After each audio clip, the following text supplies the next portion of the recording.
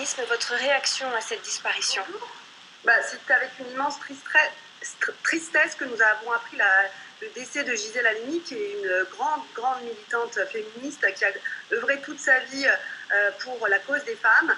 Et j'aimerais mentionner simplement deux procès qui ont été décisifs pour acquérir de nouveaux droits. Bien sûr, le procès de Bobigny, qui est le plus connu, qui est le procès qui a permis de faire avancer la question de l'avortement, puisqu'elle a obtenu la grâce d'une jeune fille de 16 ans qui avait avorté. Suite à cette relaxe, il y a eu la loi sur l'avortement en janvier 1975 qui a consacré son combat.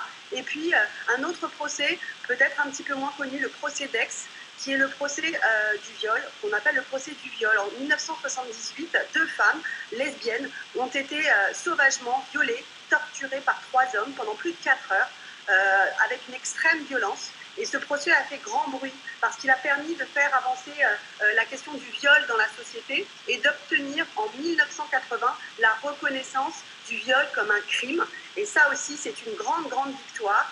Et l'avocate extraordinaire qui était Gisèle Halimi a permis, à travers ces procès, d'interpeller la société et de faire changer la loi pour qu'elle soit plus juste pour les femmes.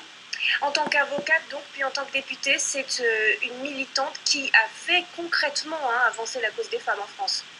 Oui, tout à fait. Et puis, je pense qu'il faut voir, c'est l'actualité en fait de ces combats, parce que quand on reprend en particulier ses propos en 1980, donc il y a maintenant 40 ans, elle décrit finalement les mêmes combats que nous, génération MeToo, menons aujourd'hui, c'est-à-dire combattre le fait que quand une femme affirme avoir été violée, accuse un homme de viol, celle-ci est tout de suite, par des phénomènes d'inversion qu'on appelle la culture du viol, va être tout de suite attaquée, diffamée, accusée d'être une menteuse, une manipulatrice, ou bien ne pas réussir à obtenir la condamnation de son violeur. Et ça, c'est d'une extrême actualité par rapport à ce qu'on voit aujourd'hui. Et à l'époque, elle était beaucoup conspuée par des antiféministes. Et quand on voit aujourd'hui les attaques extrêmement dures qui sont faites vis-à-vis des féministes aujourd'hui dans leur combat, je me dis qu'on est dans le vrai comme elle l'était à l'époque. Et j'espère pouvoir m'inspirer encore des années durant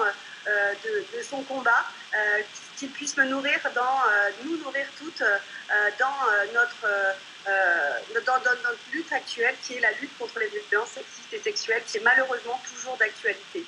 Merci beaucoup à vous, Céline Pic, d'avoir réagi en direct